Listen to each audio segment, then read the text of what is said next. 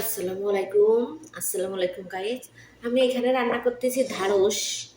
যে দেখেন ঢ্যাঁড়স, আর এখানে আলু দিছি, আর এই যে পেঁয়াজ কেটে কেটে দিচ্ছি, ছোট ছোট করে পেঁয়াজ কেটে দিচ্ছি, আর এই যে এখানে ঝাল দিছি গাইজ, দেখছেন? ঝাল, পেঁয়াজ, আর হলো আলু, আর হলো ঢ্যাঁড়স।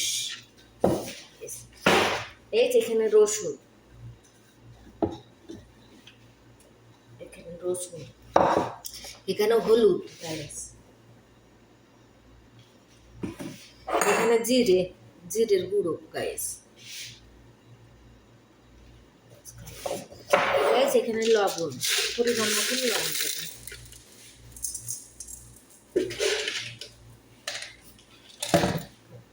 এখানে চিংড়ি মাছ গাইস,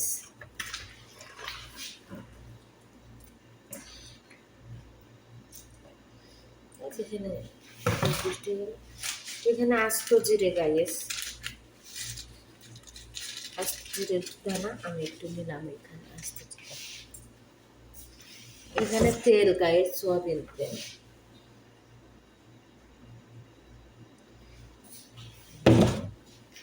আমি হাত দেবো না গাইস, আমার হাতে গাপ্পা জানলে এটাতে নাড়াচাড়া করে দেবো।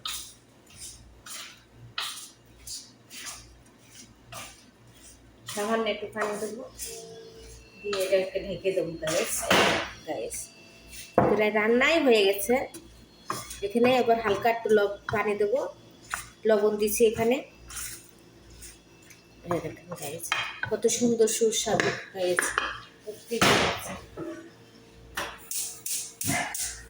বিসমিল্লাহ।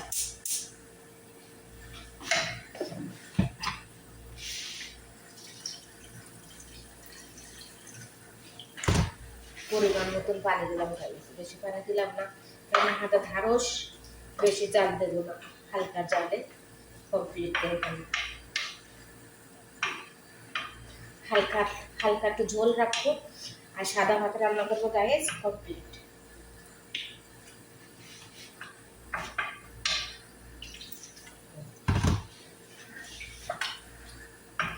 গাইস দেখতেই পাচ্ছেন কত সুন্দর রান্না, দেখেন গাইস।